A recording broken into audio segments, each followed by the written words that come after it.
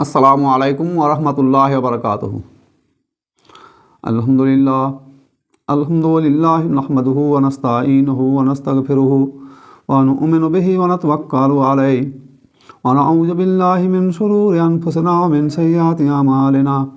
मन यहदिहिल्लाहु फला मुज़िल्ल लहु व मन युज़लिल्हु फला हादिय लहु। व अशहदु अन ला इलाहा इल्लल्लाहु वहदहु ला शरीका लहु व अशहदु अन्ना मुहम्मदन अब्दुहु व रसूलुहु। अम्मा बाद फ़अऊज़ु बिल्लाहि मिनश शैतानिर रजीम।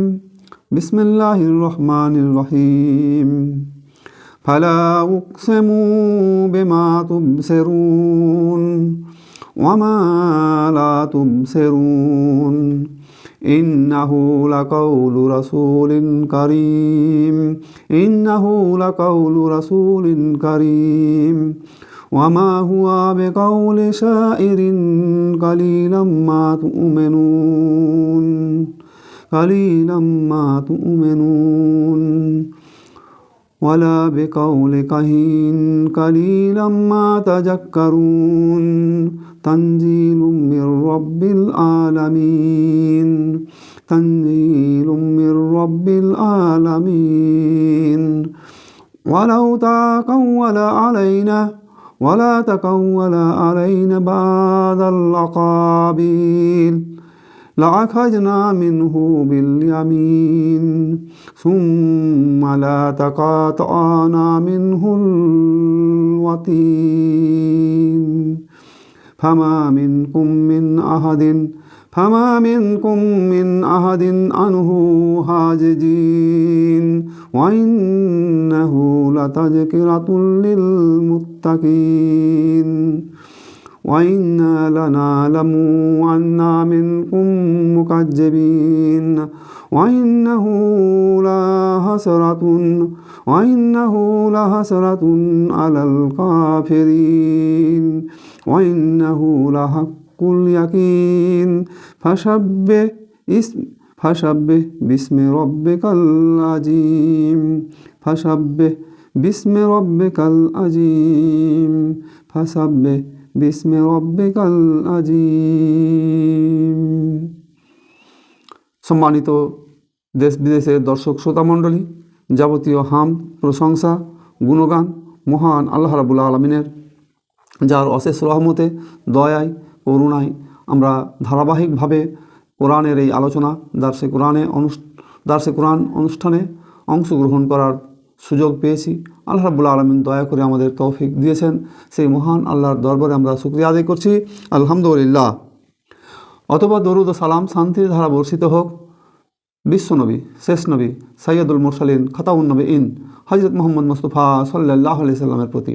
আল্লাহুম্মা সাল্লি আলাইহি, আল্লাহুম্মা বারিক আলাইহি। আমরা কোরআন মাজিদের ধারাবাহিক আলোচনায় আজ সূরা আল হাক্কা 38 নম্বর আয়াত থেকে আমরা আলোচনা করব। আমা তৌফিকি ইল্লা বিল্লাহ তাওয়াক্কালতু ইলাইহি উনীব। আমরা সূরা আল হাক্কার প্রথম অংশে আলোচনা করেছি যে সেই প্রলয়ের দিন সংগঠিত হবে যে সমস্ত জাতির লোকেরা এটাকে অস্বীকার করত, আদ জাতি, সামুদ জাতি, কওমে লূত, নূহ আলাইহিস সালামের কওম এবং ফেরাউন, যারা এটাকে অস্বীকার করত তাদের করুণ পরিণতির কথা জানানো হয়েছে। একই সাথে যে সমস্ত মানুষগুলো এটাকে অবিশ্বাস করত তাদের পরিণতি কী হবে, যারা আল্লাহর উপরে ঈমান নিয়ে আসেনি, যারা এটাকে অবিশ্বাস করেছে তাদের কিয়ামতের ময়দানে, হাসরের ময়দানে তাদের পরিণতি কী হবে। কারো আমলনামা ডান হাতে দেওয়া হবে, কারো আমলনামা বাম হাতে দেওয়া হবে। যাদের আমলনামা ডান হাতে দেওয়া হবে তারা থাকবে মহাসুখে, এবং যাদের আমলনামা বাম হাতে দেওয়া হবে তাদের থাকবে মহা দুঃখে, অর্থাৎ জাহান্নামে। গত পর্বে, তৃতীয় পর্বে আমরা বাম হাতে আমলনামা প্রাপকদের বিষয়ে আলোচনা করেছি, এবং আজকে আমরা আলোচনা করব 38 নম্বর আয়াত থেকে, আমা তৌফিকি ইল্লা বিল্লাহ তাওয়াক্কালতু ইলাইহি উনীব। আল্লাহ রাব্বুল আলামিন বলছেন, ফালা উকসিমু বিমা তুবসিরুন, আমি কসম করছি উহার যা তোমরা দেখতে পাও, ওমা লা তুবসিরুন, এবং তোমরা যা দেখতে পাও না। মানে যে আমরা এই মানুষ পদবাচ্যে যে সমস্ত লোক আমরা পৃথিবীতে আছি, আমরা যে সমস্ত জিনিসগুলো দেখতে পাই এবং যে সমস্ত জিনিসগুলো দেখতে পাই না, যেগুলো দেখতে পাই বড় বড় নিয়ামত, চাঁদ, সূর্য, গ্রহ, নক্ষত্র থেকে শুরু করে নদ, নদী, পাহাড়, সমুদ্র, জঙ্গল, ছোট প্রাণী, বড় প্রাণী, বন্য প্রাণী ইত্যাদি, মানুষের ছোট মানুষ, বড় মানুষ ইত্যাদি, এইরকম যত জিনিস আমরা দেখতে পাই সেইগুলো, এবং যে সমস্ত জিনিসগুলো আমরা দেখতে পাই না, বাতাস দেখতে পাই না কিন্তু অনুভব করতে পারি, ফেরেশতাদেরকে আমরা দেখতে পাই না, তকদির ভবিষ্যতে কী আছে সেটা আমরা দেখতে পাই না, এই যাবতীয় বিষয় যেগুলো আমরা দেখতে পাই না তার শপথ করা হচ্ছে যে শপথ, তোমরা যা দেখতে পাও আর তোমরা যা দেখতে পাও না, এই শপথটা করা হচ্ছে এত বড় বিষয়ের। কেন শপথ করা হচ্ছে? যে বিষয়কে সামনে রেখে শপথ করা হয় তার গুরুত্ব উপলব্ধি করার জন্য।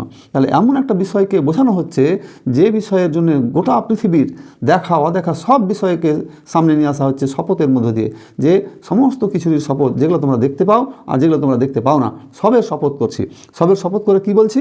বলা হচ্ছে, আল্লাহ রাব্বুল আলামিন বলছেন, ইন্নাহু লাকাউলু রাসূলিন কারীম, নিশ্চয়ই এই কোরআন সম্মানিত রাসূলের বার্তা, সম্মানিত রাসূলের প্রতি বার্তা এটা।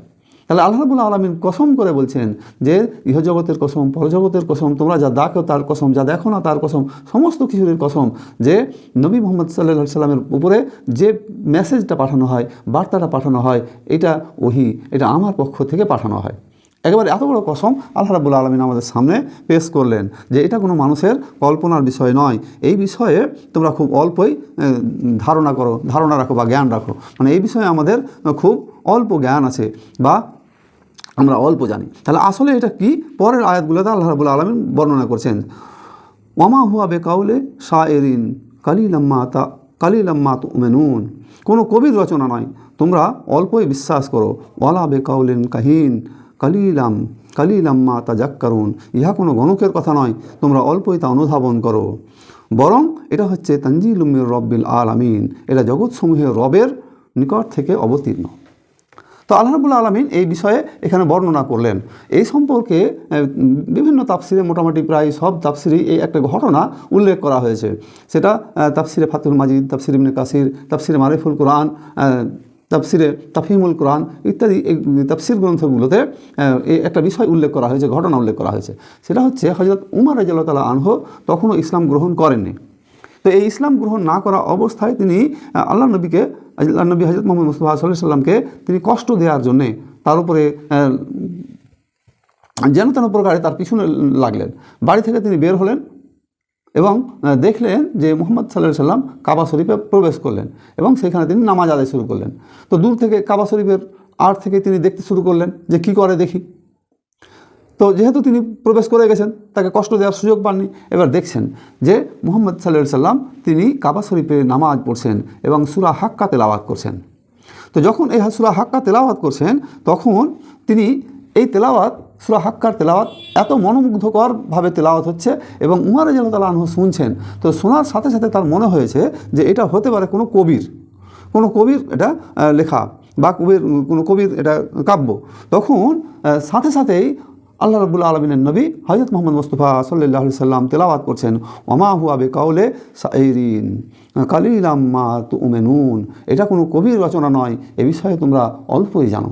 যখন এই আলোচনা আমার কানে এলো যে আল্লাহ নবী তেলাওয়াত করছেন ওয়ামা হুয়া বিকাউলে শাইর কালিলাম্মা তুমিনুন, তখন মনে হচ্ছে যে এটা যদি কবির কথা না হয় তাহলে এটা নিশ্চয়ই কোনো গণকের কথা হবে বা কোনো জ্যোতিষীর কথা হবে। সাথে সাথে আল্লাহর নবী, আমার অন্তরের মধ্যে যেমন এই বাণী ভাবনা এসছে, সাথে সাথে আল্লাহর নবী তেলাওয়াত করলেন, ওয়ালা বেকাউলে কাহিন কালিলাম্মা তাজাক্কারুন, এটা কোনো গণকের কথা নয়, তোমরা এই বিষয়ে অল্পই জ্ঞান রাখো, অল্পই অনুধাবন করো। তো এই বার্তা যখন তিনি শুনলেন, তাহলে তার মনে আবার প্রশ্ন জাগলো যে তাহলে এটা কার, এই বার্তাটা তাহলে কার? তখন সাথে সাথে আবার আল্লাহ নবী তেলাওয়াত করলেন যে তানজিলুম মির রব্বিল আলামিন, এটা তোমার সেই সম্মানিত রবের পক্ষ থেকে নাজিল করা কিতাব। তাহলে আল্লাহ নবী হযরত মুহাম্মদ মুস্তাফা সাল্লাল্লাহু আলাইহি সাল্লাম তার উপরে যে কিতাবটা এসেছে, এই কিতাব সম্পর্কে সরাসরি এই আয়াত, এ তেলাওয়াত হযরত উমর রাদিয়াল্লাহু তাআলা আনহু শুনলেন। যখন তিনি এই আলোচনা শুনলেন, তখন তার মনে হচ্ছে যে অন্তরে একটা রেখাপাত করলো। তখনও তিনি ইসলাম গ্রহণ করেননি। ইসলাম গ্রহণ করলেন অনেক পরে। তার বোনকে ইসলাম গ্রহণ করেছে এ খবর শোনার সাথে সাথে তিনি বাড়ি থেকে ছুটে এসেছেন তার বোনকে হত্যা করার জন্য। তখন তিনি বাড়ির দরজার আড় থেকে শুনছেন যে কোরআন তেলাওয়াত হচ্ছে বাড়িতে। তো বাড়িতে কোরআন তেলাওয়াত হচ্ছে, এই আওয়াজ শোনার সাথে সাথে তিনি রাগে ভেতরে প্রবেশ করেছেন, তার বোন জামাইকে, তার বোনকে তার উপরে আঘাত করেছেন, রক্তাক্ত হয়েছে। এবং শেষ পর্যন্ত তারা যখন অটল থেকেছে তখন তার মনে একটা রেখাপাত করেছে যে এত মারার পর, আঘাত করার পরও তারা পরিবর্তন হচ্ছে না, বিষয়টা কি? তখনই সে শুনতে চাইলো যে তাহলে তোমরা পড়ছিলে কি, এটা শোনাও। তো তখন তারা সূরা তোহা তেলাওয়াত করছিলেন, এবং সূরা তোহা যখন তেলাওয়াত করতে শুরু করলেন প্রথম থেকে, যখন এসছে ইন্নানি আনাল্লাহ লা ইলাহা ইল্লা আনা ফাআবুদনি আকিমুস সালাতা লিযিকরি, যখন তিনি এই পর্যন্ত শুনেছেন তেলাওয়াত, তখন মনে হচ্ছে যে তার পা আর থাকছে না। তিনি সাথে সাথে তওবা করে তার বোনকে সাথে নিয়ে নবী করিম সাল্লাল্লাহু আলাইহি সাল্লামের কাছে গিয়ে ইসলাম কবুল করলেন। তাহলে প্রথম রেখাপাতটা হয়েছিল, প্রথম প্রভাবটা বিস্তার করেছিল অন্তরে এই সূরা হাক্কার তেলাওয়াত শুনে। দ্বিতীয় পর্যায়ে সূরা তোহার তেলাওয়াত দিয়ে তিনি ইসলাম গ্রহণ করলেন। এটা হযরত উমর রাদিয়াল্লাহু তাআলা আনহুর ঘটনা। দ্বিতীয় ঘটনা, একটা বর্ণনা আছে যে ওয়ালিদ বিন মুগিরা, তো কাবা শরীফে বাহিরের লোক হজ করার জন্য আসতেন, এবং এই হজের মরশুমে আল্লাহ নবী হযরত মুহাম্মদ মুস্তাফা সাল্লাল্লাহু আলাইহি সাল্লাম এই হাজিদেরকে দাওয়াত দিতেন, হাজিদের সামনে দাওয়াত পেশ করতেন। তো ওয়ালিদ বিন মুগিরা তার বাড়িতে একটা বৈঠক ডাকলেন যে এই হাজিদের মরশুমে, হজের মরশুমে হাজিদের কাছে মুহাম্মদ সাল্লাল্লাহু আলাইহি সাল্লাম যে বার্তা দিবেন, দাওয়াত দিবেন, এটা যেন কোনো মানুষ না শুনে। তার জন্য আমাদের একটা কৌশল নিতে হবে, যে কৌশলটা আমরা সবাই এক বাক্যে প্রয়োগ করব, এবং এক বাক্যে প্রয়োগ করব এমনভাবে যেন বিদেশের আগত লোকেরা, বাহির থেকে যে সমস্ত লোকেরা আসছে হজ করতে, তারা যেন মুহাম্মদ সাল্লাল্লাহু আলাইহি সাল্লাম তার কথায় প্রভাবিত না হয়। তো এই বলে তিনি তার বাড়িতে একটা মিটিং ডাকলেন। তো মিটিংয়ে তিনি এই প্রস্তাব দিলেন যে আমাদের অন্ততপক্ষে সবাইকে একটা বিষয়ে একমত হয়ে কথা বলা উচিত, যেন অন্যরা নবীর দাওয়াত কবুল না করে, মুহাম্মদ সাল্লাল্লাহু আলাইহি সাল্লামের দাওয়াত কবুল না করে। সবাই এই বিষয়ে সহমত পোষণ করলেন। তখন জনতার মধ্য থেকে ওয়ালিদ বিন মুগিরাকে বললেন যে আপনি কি মনে করেন, একটা ভালো পরামর্শ পেশ করেন। ওয়ালিদ বিন মুগিরা বললেন যে না, আপনারা মত দেন। তখন এই মত একে একে একে একে আসতে লাগলো। প্রথমে একজন মত দিলেন যে এটা হতে পারে কোনো গণকের কথা। তখন ওয়ালিদ বিন মুগিরা বললেন যে আমি আমার জানা মতে অনেক গণকের সাথে আমি মিশেছি, বা অনেক গণককে জানি যে তাদের কথাবার্তা যে ধরনের, এই কথাবার্তা মুহাম্মাদের কথাবার্তা বা তার তেলাওয়াত, এর মধ্যে সেরকম কোনো মিল নেই, এটা কোনো গণকের কথা হতে পারে না। তারপর আরেকজন বললেন তাহলে এটা পাগল। তো তিনি বললেন যে পাগল আমি দেখেছি। ওয়ালিদ বিন মুগিরা বলছেন যে আমি বহু পাগল আরবের বুকে দেখেছি, তাদের মাথা থেকে উস্কো খুস্কো চুল থাকে, বড় বড় কথায় থাকে অসংলগ্নতা, কিন্তু মুহাম্মদ সাল্লাল্লাহু আলাইহি সাল্লামের মধ্যে এরকম কোনো ধরনের অসংলগ্নতা নেই, সুতরাং তিনি পাগল হতে পারেন না, তাকে পাগল বলে লোকে এটা বিশ্বাস করবে না। তারপরে আরেকজন বললেন যে এটা কবির কথা। তো তিনি আবার সেই একই কথা বললেন যে আমি নিজেও কবি, এবং কবিতা আমি বহু মানুষের শুনেছি, বহু মানুষের কবিতা শুনেছি। তাহলে এই কবিতাগুলো বহু মানুষের শোনার পর কবিতা সম্পর্কে আমার যে কনসেপ্ট, ধারণা, তাতে এ কোনো কবির কথা হতে পারে না। এইভাবে এক এক করে কেউ বললেন জাদুকর, তাহলে তার জাদুকর বলে প্রচার করা হোক। তিনি বললেন যে না, আমি জাদুকরদের সাথেও মিশেছি, আমি অনেক জাদুকরকেও চিনি, যাদের মধ্যে যে জাদুর যে বিষয়গুলো থাকে তার সাথে মুহাম্মাদের বিষয় কোনোভাবেই কোনো মিল পাওয়া যায় না, মুহাম্মদ সাল্লাল্লাহু আলাইহি সাল্লামের বিষয়, সুতরাং তাকে জাদুকরও বলা যায় না। তখন সবাই বলল যে তাহলে আপনি কী ধারণা পোষণ করেন?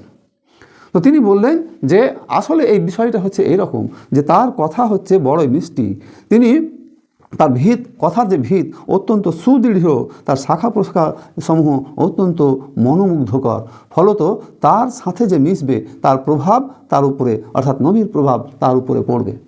ফলত তারা এই পর্যন্ত আলোচনা করেই, অর্থাৎ তারা বুঝতে পারলো যে তার সাথে যেন লোকজন না মিশে সেই ব্যবস্থাই করতে হবে, দিয়ে এইভাবে মিটিংটা শেষ হয়ে গেল। তাহলে সেই সময়ের ওয়ালিদ বিন মুগিরার মতো লোক, তিনিও জানতেন যে নবী মুহাম্মদ সাল্লাল্লাহু আলাইহি সাল্লাম তিনি পাগল নন, গণক নন, জাদুকর নন, কবি নন, উন্মাদ নন, তিনি সুমিষ্টভাষী মানুষ, যার দৃঢ়তা অত্যন্ত বেশি, যার শাখা প্রশাখা অত্যন্ত বেশি, যার কথার মনোমুগ্ধতা মাধুর্যতা অত্যন্ত বেশি। তো তিনি যে সমস্ত কথাগুলো বলেন সেই কথাগুলো তার নিজের ব্যক্তিগত বানানো কথা নয়। তো এইভাবে যে কথাটা তিনি বলছেন মুহাম্মদ সাল্লাল্লাহু আলাইহি সাল্লাম, আসলে এটা কি আল্লাহ রাব্বুল আলামিন সাক্ষী দিচ্ছেন যে আসলে এটা হচ্ছে তানজিলুম মির রব্বিল আলামিন, এটা হচ্ছে জগৎসমূহের রবের অবতীর্ণ বাণী। তাহলে এই কোরআন, ওহী, এটা হচ্ছে আল্লাহর পক্ষ থেকে পাঠানো বাণী। এই বাণীটা কে নিয়ে এসছেন? এই বাণীর সাথে এবার সম্পর্ক যুক্ত করা হচ্ছে, সেটা হচ্ছে ওয়ালা তাকাওয়ালা আলাইনা বা আদাল আকাবিল, সে যদি আমার নামে কিছু রচনা করে চালাতে চেষ্টা করতো, লা আখাযনা মিনহু বিল ইয়ামিন, অবশ্যই আমি তার ডান হাত ধরে ফেলতাম। যে নবী মুহাম্মদ সাল্লাল্লাহু আলাইহি সাল্লাম যদি কিছু নিজের নামে চালানোর চেষ্টা করতো, তাহলে আমি অবশ্যই তার ডান হাত চেপে ধরতাম। এখানে স্পষ্ট করে বলা হচ্ছে যে আল্লাহ নবী যা বলেন সেটা তার নিজের কথা নয়, আল্লাহ রাব্বুল আলামিনের পাঠানো কথা, অর্থাৎ জিবরাইল আলাইহিস সালাম মারফত নবীর কাছে যা আসে সেই কথাটাই তিনি মানুষের কাছে বলেন। তিনি যদি এরকম কথা বলতেন, বানিয়ে কোনো কথা বলতেন, অথবা নিজের কথা আল্লাহর নামে চালানোর চেষ্টা করতেন, তাহলে আল্লাহ রাব্বুল আলামিন বলছেন যে আমি তার ডান হাত চেপে ধরতাম। এই ডান হাত চেপে ধরার ব্যাখ্যা দুটো দেওয়া হয়েছে। তো আল্লাহ রাব্বুল আলামিন তাফসীর কারকরা লিখছেন যে ডান হাত চেপে ধরার অর্থ হচ্ছে যে আল্লাহ রাব্বুল আলামিন নিজের ডান হাত দিয়ে নবীর ডান হাতকে চেপে ধরতেন এবং তার ধমনী রক্ত প্রবাহ নালীকে ছিন্ন করে দিতেন, যাতে সে মুহূর্তে আর বেঁচে থাকতে না পারে। রক্ত প্রবাহের এখানে নালী, ধমনী বলতে রক্ত প্রবাহ সম্পর্কিত দুটো বিষয় আছে, একটা হচ্ছে শিরা আর একটা হচ্ছে ধমনী। ধমনী হচ্ছে যে রক্ত প্রবাহ নালীগুলো বিশুদ্ধ রক্তকে বহন করে, সেইটাকে বলা হয় ধমনী। আর যে নালীগুলো দূষিত রক্ত বহন করে সেইটাকে বলা হচ্ছে শিরা। তাহলে বিশুদ্ধ রক্ত বহন করে ধমনী, এই বিশুদ্ধ রক্ত হচ্ছে অক্সিজেনযুক্ত রক্ত, এবং এই ধমনী যদি কেটে যায় তাহলে মানুষের বেঁচে থাকার সম্ভাবনা খুব কম, মানে অক্সিজেন সমৃদ্ধ রক্ত শরীর থেকে বেরিয়ে যায়। তাহলে হৃৎপিণ্ডের এই ধমনীকে আল্লাহ রাব্বুল আলামিন কেটে দেওয়ার কথা বলছেন, যে যদি সে তার কথা আমার নামে চালাতো। তার মানে হচ্ছে যে নবী যা বলেন তা পুরোপুরি আল্লাহ রাব্বুল আলামিনের কথা বলেন। তিনি পান কোথা থেকে? সেই কথাগুলো হচ্ছে যে জিবরাইল আলাইহিস সালাম তাকে দিয়ে যান। তাহলে জিবরাইল আলাইহিস সালামের সাথে কোরআন এবং নবী মুহাম্মদ সাল্লাল্লাহু আলাইহি সাল্লামের সাথে কোরআন, এই একটা মেলবন্ধন তৈরি হচ্ছে। জিবরাইল আলাইহিস সালামের সাথে কী রকম মেলবন্ধন? যে আল্লাহ রাব্বুল আলামিনের যে কিতাব, আল্লাহ রাব্বুল আলামিনের যে বাণী লাউহে মাহফুজে সংরক্ষিত আছে, এই লাউহে মাহফুজ থেকে আল্লাহ রাব্বুল আলামিনের বাণী তিনি নিয়ে আসেন, নিয়ে এসে মুহাম্মদ সাল্লাল্লাহু আলাইহি সাল্লামের কাছে পৌঁছান। মুহাম্মদ সাল্লাল্লাহু আলাইহি সাল্লাম মানুষের কাছে পৌঁছে দেন। এই বার্তাটা জিবরাইল আলাইহিস সালাম যে নিয়ে আসছেন, এই বিষয়ে কোরআন মাজিদে একবারে স্পষ্ট করে বলা হয়েছে। সূরা তাকবীরে বলা হয়েছে ইন্নাহু লাকাউলু রাসূলিন কারীম, নিশ্চয় এই কোরআন সম্মানিত বার্তাবাহকের পক্ষ থেকে, সম্মানিত বার্তাবাহক অর্থাৎ জিবরাইল আলাইহিস সালাম এটা নিয়ে আসেন। জি কুওয়াতিন ইনদাদিল আরশিল মাকিন, যে সামর্থ্য শক্তিশালী ফেরেশতা জিবরাইল আলাইহিস সালাম আরশের মালিকের নিকট মর্যাদা সম্পন্ন। যিনি নিয়ে আসছেন তিনি অত্যন্ত শক্তিশালী ফেরেশতা এবং আরশের মালিক অর্থাৎ আল্লাহ রাব্বুল আলামিনের নিকট তিনি অত্যন্ত সম্মানিত। শুধু সম্মানিত তা নয়, তাকে বলা হচ্ছে মুতাইন সাম্মা আমিন, যাকে সেখানে মান্য করা হয় এবং যে বিশ্বাসভাজন, অর্থাৎ অন্যান্য ফেরেশতারাও তাকে মান্য করে এবং অন্যান্যদের তিনি বিশ্বাসভাজন, আল্লাহর কাছে তিনি মর্যাদা সম্পন্ন। সেই ফেরেশতা এটাকে নিয়ে আসেন। এটা নিয়ে আসার বর্ণনাটা দেয়া হলো। তাহলে তিনি যে বার্তাটা নিয়ে আসছেন সেই বার্তাটা কি বার্তা? সেই বার্তাটা হচ্ছে যে সূরা সাফে বলা হয়েছে যে এই বার্তাটা হচ্ছে কাফেররা যেটা বলতো, যে কাফেররা কি বলতো, এটা কোরআন মাজিদ সম্পর্কে কাফেররা যে ধারণাটা পেশ করতো সেটা হচ্ছে এটা ওয়াকাল আল্লাযিনা কাফারু লিল হাক্কি লাম্মা জাআ আকুম ইন হাজা ইল্লা সিহরুম মুবিন, এবং কাফেরদের নিকট যখন সত্য আসে তখন তারা বলে এটা তো সুস্পষ্ট জাদু। তাহলে আমরা দেখছি যে কাফেররা আল্লাহর পক্ষ থেকে যে বাণীটা আসে সেইটাকে বলছে জাদু। কখনো বলছে যে এটা কবির কথা, কখনো বলছে যে এটা কোনো পাগলের কথা, ইত্যাদিভাবে সম্ভাষিত করা হচ্ছে। তো কবি সম্পর্কে, কবিতা সম্পর্কে বা জাদুবিদ্যা সম্পর্কে, জ্যোতির্বিদ্যা সম্পর্কে যে ধারণাটা, কনসেপ্টটা আছে এবং কোরআনের যে বৈশিষ্ট্য, এই দুটোর একটা তুলনামূলক কম্পারেটিভলি আলোচনা, কোরআনের সাথে কোনো জিনিসের তুলনা হয় না, তবে আলোচনার জন্য বলা হচ্ছে যে মানুষ যেগুলো রচনা করে সেগুলো হচ্ছে কবিতা। এই কবিতার কিছু বৈশিষ্ট্য থাকে, সেখানে সুর থাকে, ছন্দ থাকে, অভিমান থাকে, চিন্তা থাকে, চমকপ্রদ কিছু দৃশ্য কবিতায় বর্ণনা করা হয়ে থাকে, ধারাবাহিকতা বজায় রাখা হয় এবং এই ধারাবাহিক প্রক্রিয়ায় কবিতার মধ্যে যে উদ্ভূত পরিস্থিতিগুলো তৈরি হয় তাতে একটা পরিস্থিতির সঙ্গে আরেকটা পরিস্থিতির সামঞ্জস্য থাকে না, একটা মতের সাথে আরেকটা মতের বিভিন্ন জায়গায় মত পার্থক্য থাকে, একটার সঙ্গে আরেকটার বৈপরীত্য তৈরি হয়ে যায়, ভাবাবেগ, উচ্ছ্বসিত ভাবাবেগ এগুলো থাকে, স্থিতিশীলতা, দৃঢ়তা কম থাকে, স্থিতিশীলতা থাকে না, দৃঢ়তা থাকে না, বরং আনন্দ এবং ঘৃণা, বেদনা, ঘৃণা ও ভালোবাসা, সন্তোষ, ক্রোধ, সুখ, দুঃখ প্রভৃতি, এই যে পরিবর্তনশীল বিষয়গুলো থাকে, এই পরিবর্তনশীল বিষয়গুলো কবিতাতে কখনো একই মতো বা দৃষ্টিভঙ্গির উপর স্থির থাকে না। দুঃখের সময় যে দৃষ্টিভঙ্গি আর সুখের সময় যে দৃষ্টিভঙ্গি, এটা স্থির দৃষ্টিভঙ্গি কবিতাতে থাকে না। আবার জ্যোতির্বিদ্যা সম্পর্কে বলা হচ্ছে যে জ্যোতির্বিদ্যার যে থিওরিগুলো, এই জ্যোতির্বিদ্যার থিওরি দিয়ে মানুষ জীবনের পরিপূর্ণ জীবন রেখা, মানুষ জীবন পরিচালনা করার জন্য যে পরিপূর্ণ জীবন বিধান প্রয়োজন, এইরকম পরিপূর্ণ জীবন বিধান জ্যোতির্বিজ্ঞানের দ্বারা পাওয়া যায় না। বরং আল্লাহ রাব্বুল আলামিন যে জীবন বিধানটা পাঠাচ্ছেন কবিতা, সেই কোরআন, সেই কোরআন হচ্ছে কমপ্লিট কোড অফ লাইফ। এর মধ্যে কোনো বৈপরীত্য নেই, একটা আলোচনার সাথে আরেকটা আলোচনার কোনো বৈপরীত্য নেই। এটা হচ্ছে চিরন্তন সত্য এবং এর উৎস হচ্ছে আল্লাহ রাব্বুল আলামিন, অসীম জ্ঞানের অধিকারী। কবিতাগুলোর উৎস হচ্ছে মানুষ, যার জ্ঞান সীমিত, যার জ্ঞান সীমিত এবং চিন্তাধারা সীমিত।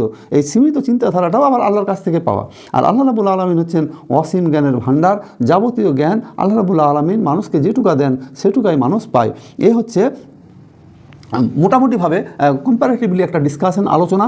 অর্থাৎ যে কোরআনের যে উৎস, কোরআনের যে বাণী, চিরন্তন স্থায়িত্ব, চিরন্তন সত্যতা এবং মানব জীবনের যে পূর্ণাঙ্গ পরিপূর্ণ জীবন বিধান, এটা কোনো কবিতায় পাওয়া যাবে না, কোনো জ্যোতির্বিজ্ঞানে পাওয়া যাবে না, কোনো জিন এসে তাকে বলে দিবে সেটাও হতে পারে না। এরকম কোনো বিষয় কবিতাতে নেই, সাহিত্যে নেই, কোনো লিটারেচারে নেই, কোনো জায়গায় নেই। বরং এটা হচ্ছে আল্লাহ রাব্বুল আলামিনের পক্ষ থেকে পাঠানো একটা কিতাব। তারপরে আল্লাহ রাব্বুল আলামিন বললেন যে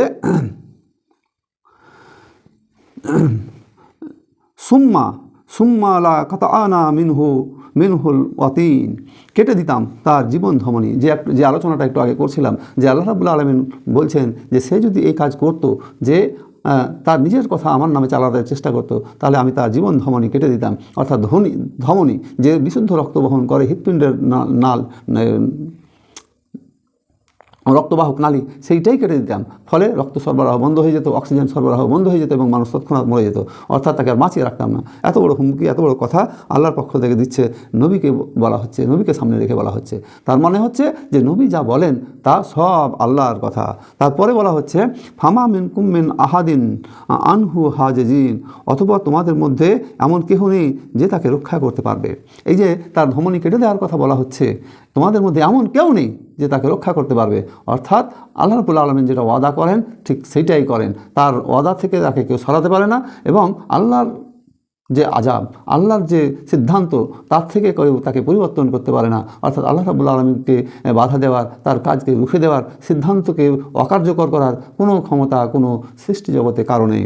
তারপরে আল্লাহ রাব্বুল আলামিন বলছেন ওয়াইন্না লানা লাআমু আন্না মিনকুম মুকাজ্জিবিন, আমি অবশ্যই জানি যে তোমাদের মধ্যে মিথ্যা আরোপকারী রয়েছে। অর্থাৎ এতক্ষণ পর্যন্ত কাফেরদের যে বক্তব্যগুলোকে পেশ করা হয়েছিল, যে কাফেররা আল্লাহ নবীকে যেভাবে বলতো, পাগল, গণ উন্মাদ বা যা কিছু বলতো, অথবা কিতাব সম্পর্কে যা বলতো, সেইগুলো সম্পর্কে এবার আল্লাহ রাব্বুল আলামিন এটা হুঁশিয়ারি আরোপ করছেন যে আমি অবশ্যই জানি। তাদেরকে বলা হচ্ছে যে আমি অবশ্যই জানি যে তোমাদের মধ্যে কে মিথ্যা আরোপ করছো। অর্থাৎ তোমাদের মধ্যে যে মিথ্যাবাদী আছে এটা আমরা জানি, তোমাদের মধ্যে মিথ্যা প্রচার করা হচ্ছে এটা আমি জানি। সুতরাং এটা হচ্ছে একটা হুঁশিয়ারি শব্দ, কাফেরদেরকে হুঁশিয়ার করা হচ্ছে। ওয়াইন্নাহুলা হাসরাতুন আলাল কাফিরিন, এবং এই কোরআন নিশ্চয়ই কাফেরদের অনুশোচনার কারণ হবে। কিয়ামতের ময়দানে এই কাফেরদেরকে যখন বলা হবে, যে আল্লাহ নবী বলবেন এই সেই উম্মাত, আমার রেখে যাওয়া কিতাবকে এরা খেল তামাশার বিষয়বস্তু হিসেবে পরিগণিত করেছিল। সূরা ফুরকানের 70 নম্বর আয়াতে আলোচনা করা হয়েছে যে আল্লাহ রাব্বুল আলামিনের দরবারে নবী করিম সাল্লাল্লাহু আলাইহি সাল্লাম অভিযোগ দায়ের করবেন যে এই সেই আমার কওমের লোক যারা আমার রেখে যাওয়া কিতাবকে, কোরআনকে খেলতামাশার বিষয়বস্তুতে পরিণত করেছিল, আমি তোমার দরবারে মামলা দিলাম, তুমি এর বিচার করো। তখন এই কাফেরগুলো আফসোস করবে যে আমরা কেন নবীর এই রেখে যাওয়া বাণী আমরা মেনে নিইনি, আল্লাহর পক্ষ থেকে পাঠানো কিতাব নবীর মাধ্যমে যে আমাদের কাছে এসেছে এটা আমরা কেন মেনে নিইনি। সেদিন তাদের অনুশোচনার কারণ হবে। সেদিন তারা দুঃখ করবে যে আমাদের কাছে তো এসেছিল, মৌলবি, মাওলানা, আলেম, ওয়াজ, নসিহত, বক্তার মাধ্যমে আমাদের কাছে তো এইসব বাণীগুলোকে পৌঁছানো হয়েছিল, তারপরেও আমরা মেনে নিইনি কেন। এইটা শুধু কাফেররা কি নবীর যুগের কাফেররা অনুশোচনা করবে? না, এই কাফের বলতে কিয়ামত পর্যন্ত যারাই কোরআনকে অস্বীকার করবে তারাই কিয়ামতের ময়দানে এই অনুশোচনার সম্মুখীন হবে, অনুশোচনা করবে। তারপরে আল্লাহ রাব্বুল আলামিন বলছেন ওয়াইন্নাহু লা হাক্কুল ইয়াকিন, অবশ্যই এটা নিশ্চিত সত্য। একবার গ্যারান্টি দিয়ে বলা হচ্ছে গ্যারান্টি দিয়ে বলা হচ্ছে যে অবশ্যই ওয়াইন্নাহু লাহাক্কুল ইয়াকিন, অবশ্যই এটা নিশ্চিত সত্য যে এই যে কিতাব কথা বলা হচ্ছে আল্লাহর পক্ষ থেকে পাঠানো কিতাব, এটা অবশ্যই নিশ্চিত সত্য। আল্লাহ রাব্বুল আলামিন বলছেন, সুতরাং তাহলে তোমরা কি করো, ফাসাব্বিহ বিসমে রব্বিকাল আজিম, অতএব তুমি তোমার রবের নামে পবিত্রতা মহিমা ঘোষণা করো। আমরা যে নামাজে সুবহান রাব্বিয়াল আলা, সুবহান রাব্বিয়াল আজিম, নামাজের মধ্যে আমরা যে সমস্ত তসবিহগুলো বলি, এইটা হচ্ছে আল্লাহর মহত্ব পবিত্রতা ঘোষণা করা। রুকু সিজদায় আমরা বলি, এছাড়া নামাজ ছাড়াও আমরা তসবিহ করি, সুবহান আল্লাহ, আলহামদুলিল্লাহ, আল্লাহু আকবার, আল্লাহর পবিত্রতা ঘোষণা করি। যখন আমরা আজান দিই, আল্লাহু আকবার বলে যে আজান পবিত্রতা ঘোষণা করা হয়, কুরবানি করার সময় আল্লাহর নাম নিয়ে আল্লাহু আকবার, বিসমিল্লাহ আল্লাহু আকবার, পবিত্রতা ঘোষণা করা হচ্ছে। আমরা আল্লাহ রাব্বুল আলামিনের নামের পবিত্রতা ঘোষণা করার কথা আল্লাহ রাব্বুল আলামিন বলা হচ্ছে। এবং এই সিস্টেমটা আল্লাহ রাব্বুল আলামিন নামাজের মধ্যে, কুরবানির মধ্যে চালু করে রেখেছেন, আজানের মধ্যে চালু করে রেখেছেন, ইকামাতের মধ্যে চালু করে রেখেছেন, খোদ নামাজের মধ্যে এই তাসবিহ, এই জিকির আল্লাহ রাব্বুল আলামিন চালু করে রেখেছেন। এবং একই সাথে মানুষ যেন অন্যান্য সময়েও এই তাসবিহগুলো উচ্চারণ করে, আল্লাহু আকবার, আল্লাহু আকবার, লা ইলাহা ইল্লাল্লাহু, আল্লাহু আকবার, আল্লাহু আকবার, ওয়ালিল্লাহিল হামদ, সুবহানাল্লাহি ওয়া বিহামদিহি, সুবহানাল্লাহিল আযীম, সুবহানাল্লাহি ওয়া বিহামদিহি, সুবহানাল্লাহিল আযীম। আল্লাহ রাব্বুল আলামিন বলছেন যে আমার পবিত্রতা ঘোষণা করো। তো আল্লাহ রাব্বুল আলামিনের এই ঘোষণা আমরা যেন আমাদের জীবনে সর্বত্রভাবে মেনে চলতে পারি। আল্লাহ রাব্বুল আলামিন আমাদেরকে, বক্তা শ্রোতা সকলকে যেন তৌফিক দান করেন। আমিন ওয়া আখিরি দাওয়া আনিল হামদুলিল্লাহি রাব্বিল আলামিন। আসসালামু আলাইকুম ওয়া রাহমাতুল্লাহি ওয়া বারাকাতুহু।